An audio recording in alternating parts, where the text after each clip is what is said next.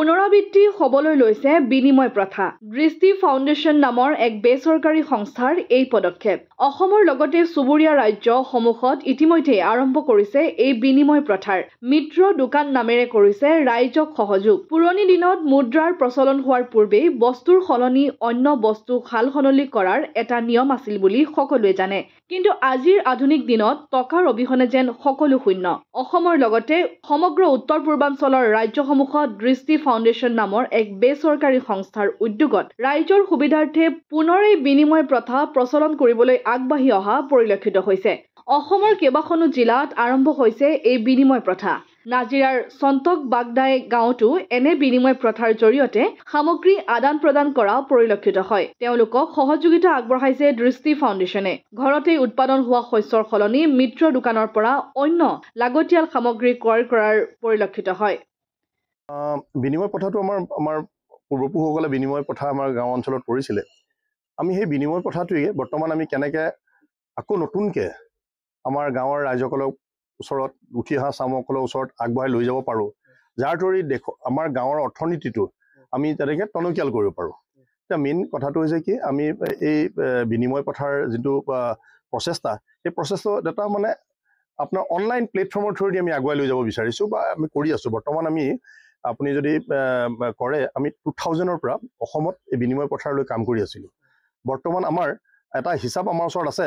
মই এইখিনি কোৱাৰ আগতে আপোনাৰ হিচাপটো ক'ব বিচাৰিছোঁ। আমি অলমষ্ট মানে আমাৰ 355টা ভাটিকা আছে। যেনেকৈ আমাৰ এইটো আপোনাৰ ৰমণী ভাটিকা, তেনেকুৱা অসমত আমাৰ 355 ভাটিকা আছে, য'ত আমি আমাৰ এজন মিত্ৰ থাকে।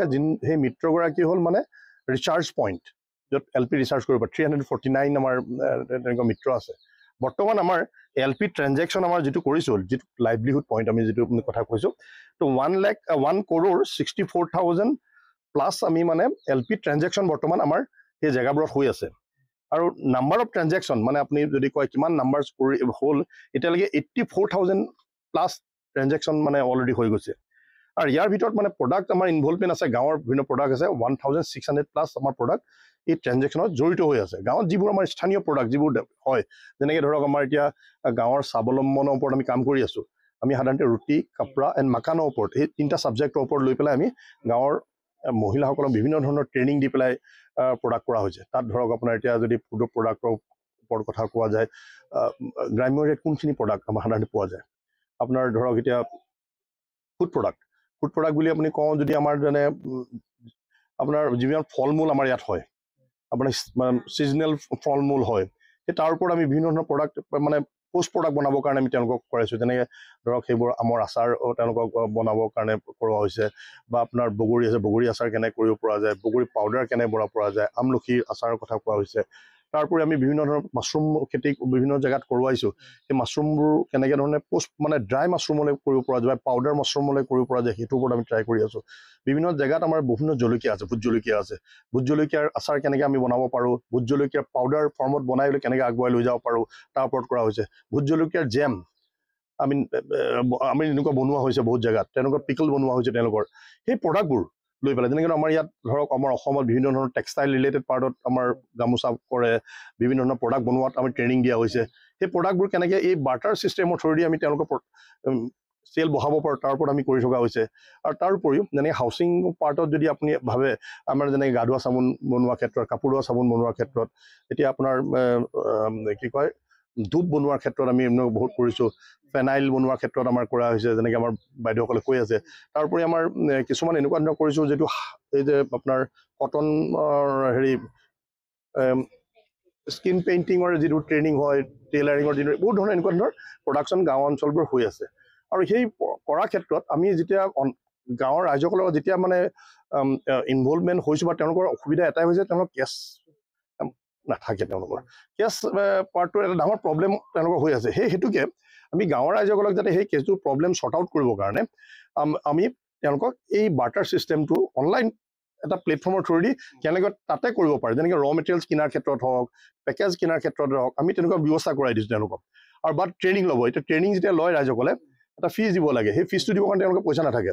সেইটো তেওঁলোকৰ LP পইণ্ট যিটো হয়, এটা তেজছ প্ৰডাক্ট দি পেলাই ল'ব পাৰে। যেনেকৈ আমাৰ ইয়াত অসমত তেজছ প্ৰডাক্টটো 2টা ফেজত আইডেণ্টিফাই কৰা হৈছে এটা হৈছে খোৱা চাউল যোনটো আনটো হৈছে তামোল প্ৰত্যেকৰ ঘৰতে তামোল থাকে এইটো নন পেৰিছেবল প্ৰডাক্ট হয় সেইকাৰণে সেই প্ৰডাক্টটোৰ থ্ৰু দি LP তেওঁলোকে মিত্ৰ শ্বপ যিখন এখন গাঁৱতে এজন মিত্ৰ থাকে মহিলা এগৰাকী সেই মিত্ৰ শ্বপত গৈ তেওঁলোকে এই প্ৰডাক্টকেইটা দি পেলাই তেওঁলোকে LP ল'ব পাৰে LP লোৱাৰ পিছত সেই মিত্ৰ শ্বপতেই যিবোৰ আমাৰ বৈভৱী বনোৱা প্ৰডাক্ট তেওঁলোকৰ তাত থাকে বা বেলেগতো ইয়াত এতিয়া আমাৰ এইখন গাঁৱত আমি চিলেক্ট কৰিছোঁ এইটো কাৰণে এইখন গাঁৱৰ আমাৰ ভাৰতবৰ্ষৰ এটা প্ৰথম ভিলেজত কেছলেছ ভিলেজত কনভাৰ্ট কৰিবৰ কাৰণে আমি প্ৰচেষ্টা লৈ আছোঁ ইয়াত এই মহিলাসকল যিসকল আছে তেওঁলোকে ইয়াৰে অংশীদাৰ তেওঁলোকে এই বস্তুটো তেওঁলোকে এই আমাৰ ৰমণী ভাটিকাত তেওঁলোকে সহায় কৰি আছে তেওঁলোকে কেনে কেছলেছ ভিলেজ বনাব পৰা যায় ইয়াত কেছলেছ হ'লে অল ছাৰ্ভিচেছ এতিয়া ধৰক টমটম সেইখন আপুনি দেখিছে তাতো তেওঁলোকে QR কোড তেওঁলোকে তাত লগাই দিয়া হৈছে এতিয়া ৰাইজসকলে যাৰ LP থাকে অনলি এটা স্মাৰ্টফোন দৰকাৰ হয় এই স্মাৰ্টফোনে তেওঁলোকৰ আমাৰ মিৰি এপটো ডাউনলোড কৰি লৈ পেলাই ৰেজিষ্টাৰ কৰি তেওঁলোকৰ তাত স্কেনাৰ থাকে তাত যিটো স্কেনাৰ হেৰি ৰখা হৈছে স্কেন কৰি পেলাই যিটো 10 টকা হয় 20 টকা হয় তাত কৰিব পৰা যায় তাৰ উপৰি ইয়াত কিছুমান দোকান আছে যেনেকৈ ধৰক এতিয়া নাপিতৰ তাতো তেওঁলোকৰ আপোনাৰ QR কোড লগাই পেলাই তেওঁলোকৰ বাচ্চা হওক আমাৰ পুৰুষসকল হওক তেওঁলোকে তাতে LP দি ট্ৰান্সফাৰ কৰি তেওঁলোকে কৰিব পাৰে এতিয়া ইয়াত ধৰক মাছ মাংসৰ দোকানত আছে মাছৰ যিকেইজন বেপাৰী আছে তেওঁলোকে QR কোড লগাই ৰাখিছে তেওঁলোকে ৰেজিষ্টাৰ হৈ লৈছে প্ৰথমতে ধৰক মুৰ্গী দোকান দিনা ৰেজিষ্টাৰ হৈ লৈছে এতিয়া কোনোবাই গ'লে কেছ পইচা দিব নালাগে তেওঁলোকে তাৰ থ্ৰু দিয়ে ট্ৰানজেকশ্যন তেওঁলোকে কৰিব পাৰে তাৰ উপৰি আৰু বহুত ধৰণৰ এনেকুৱা ধৰণৰ ছিষ্টেম যেনে টিউশ্যন আমাৰ টিউশ্যন কৰা সৰু ল'ৰা ছোৱালী কিছুমান আছে বহুতৰ কেছ পইচা নাথাকে এতিয়া ইয়াৰে বাইদেউ এগৰাকী টিউশ্যন কৰে তেওঁ এতিয়া সেইটো চিন্তা কৰিছে যে কেনেকৈ কেছলেছৰ কনচেপ্টত তেওঁলোকে LP থ্ৰু দি তেওঁ টিউশ্যন কৰি পেলাই কৰাব পাৰে বা আমাৰ এতিয়া ধৰক ইয়াত বাণী বাইদেউ আছে এতিয়া বিভিন্ন ট্ৰেইনিং দিয়ে এতিয়া ট্ৰেইনিঙৰ থ্ৰু দি এতিয়া আমাৰ তেওঁ কেছলেছ হৈছে ইয়াত তেওঁলোকে তাত LP যিসকলে মানে ট্ৰেইনিং ল'ব বিচাৰে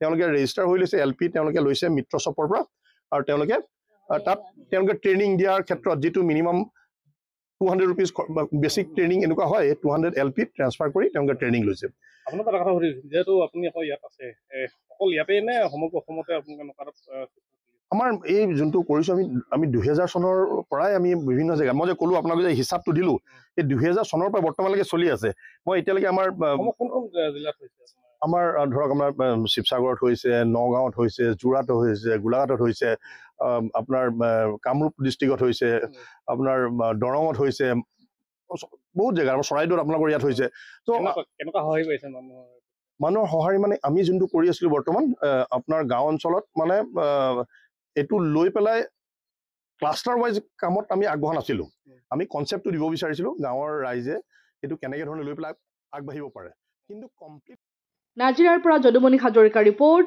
অসম আদিত্য।